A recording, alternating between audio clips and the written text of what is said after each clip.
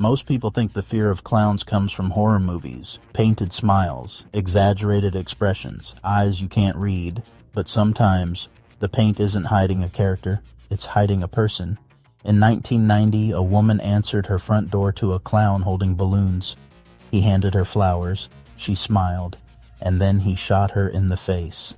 In the 1970s, a community volunteer dressed as a clown for children's parties while burying bodies beneath his house.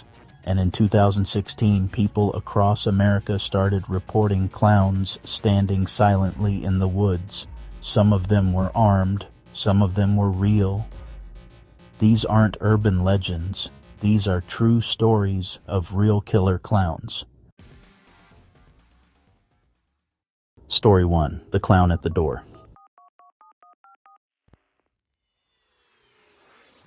May 26, 1990, Wellington, Florida. It was a normal Saturday morning.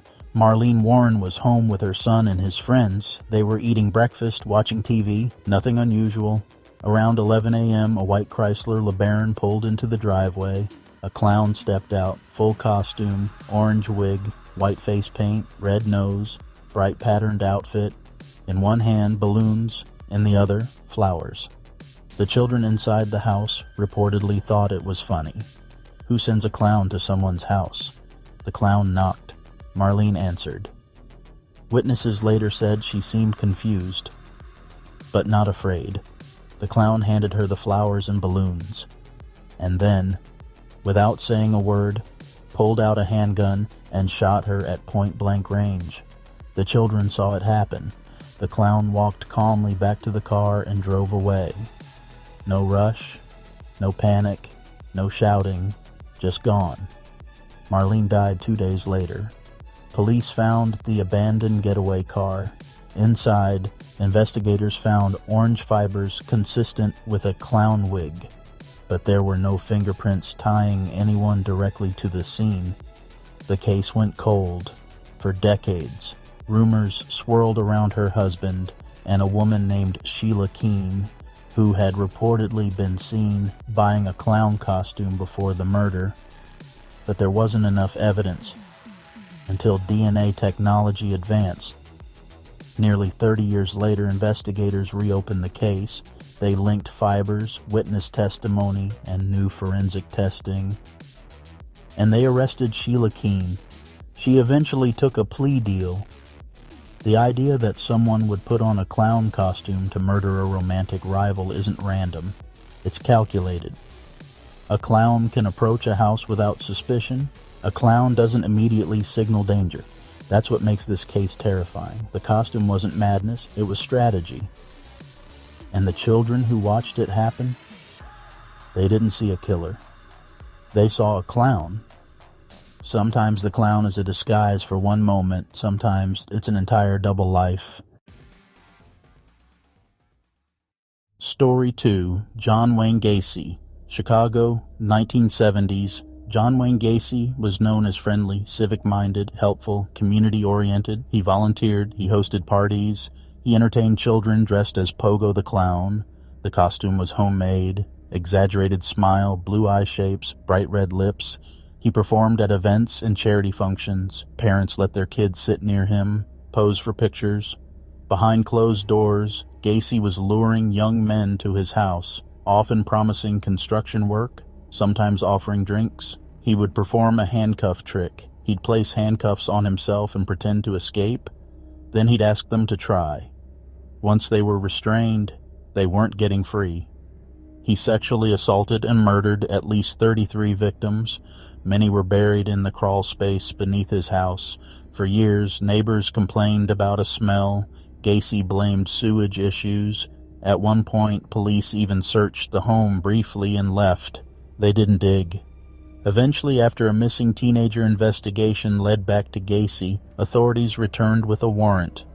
When they began excavating beneath the house, they found body after body, layered in the earth, some wrapped in plastic, some decomposed beyond recognition. The crawl space was barely high enough to crouch in. Gacy had been living above them for years, hosting parties, laughing, smiling in clown makeup. He wasn't killing in costume, but the clown persona symbolized the split, a man who could present joy publicly and inflict horror privately. That duality shattered something cultural. After Gacy, clowns weren't innocent anymore. They became masks, and masks hide things.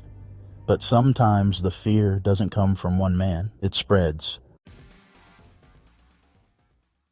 Story 3, the 2016 Clown Panic. It started in South Carolina.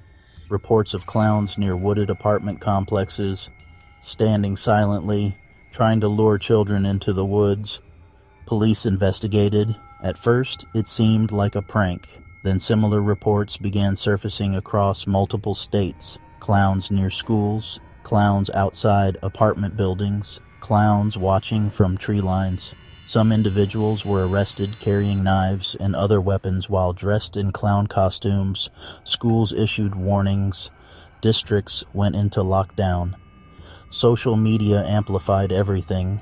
Photos circulated, some fake, some real. The fear became contagious. And that's what made it powerful. You didn't know if the clown someone posted online was a joke or someone with a weapon. The anonymity of the costume created uncertainty, and uncertainty creates panic. Eventually the wave died down.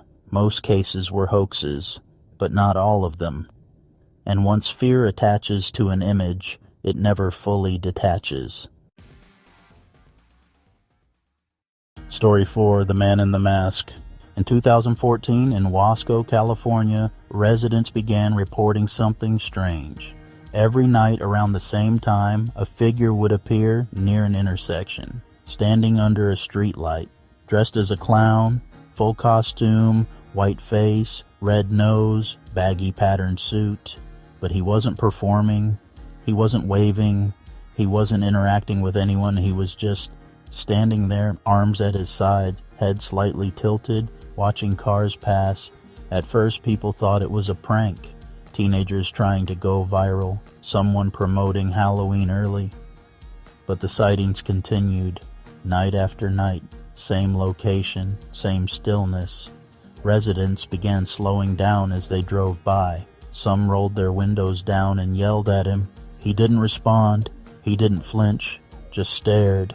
Eventually, someone called the police. Officers arrived, but by the time they got there, he was gone. No footprints, no abandoned props, nothing. The following night, he appeared again. Same spot, under the same light. That's when people started noticing something different. He wasn't always alone. In some photos posted online, there appeared to be another figure in the shadows nearby. Not dressed as a clown, just standing further back, watching. That detail shifted the mood. This didn't feel like performance anymore. It felt coordinated. Then reports started coming in from neighboring towns. Clowns near parks, clowns near schools, clowns standing at the edge of tree lines. Some witnesses claimed the clown followed them slowly when they tried to walk past, not running, just matching their pace, always far enough away to deny intent. One night, a group of teenagers decided to confront the Wasco clown. They drove up to him, headlights flooding his costume in harsh white light. They yelled at him to take the mask off. He didn't move. One of them stepped out of the car. That's when the clown finally reacted.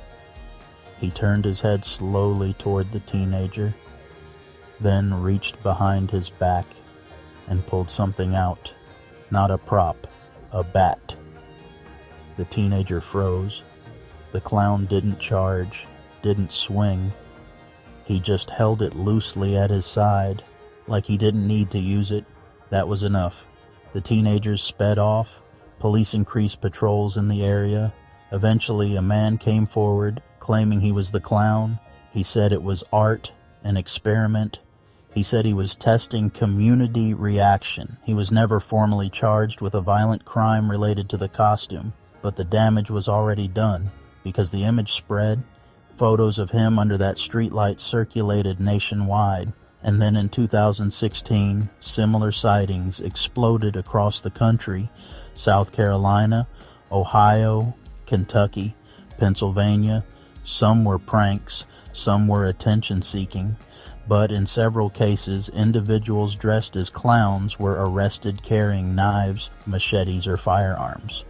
In one instance, a clown-costumed individual was accused of attempting to lure children toward wooded areas with promises of money.